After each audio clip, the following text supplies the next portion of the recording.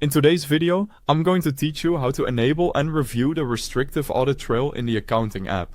To get started, open the Accounting app from your system dashboard. This is where you manage financial operations and access the settings related to reporting, compliance, and record tracking. Once you're inside the Accounting app, head to the Configuration menu and then click on Settings. This area contains the main options that control how your accounting features behave, so it's the right place to make administrative changes like this one.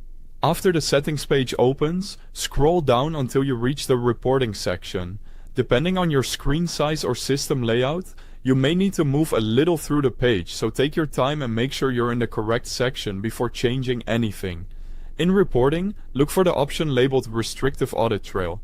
This feature is especially useful when you want stronger control over accounting changes, because it helps keep a traceable history of important edits made in the system. When you find Restrictive Audit Trail, enable it by turning the setting on. Activating this option allows the system to record changes more strictly, which can be valuable for internal review, accuracy checks, and maintaining accountability in your financial records.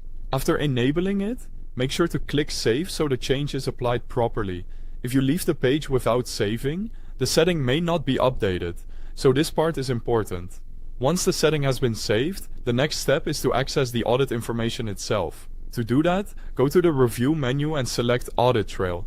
This will open the Audit Trail report, where you can examine the history of tracked changes. This report is designed to help you understand what was modified and when those changes happened.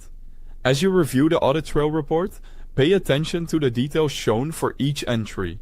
You'll be able to see the date and time of the change, the user who made it, the type of change that occurred, the previous value, and the updated value. These details make it much easier to verify edits, investigate unexpected changes, and maintain a reliable record of accounting activity. And that's it. Once Restrictive Audit Trail is enabled and you know where to find the Audit Trail report, you'll have a clearer view of changes made in your accounting records and a more dependable way to monitor them over time.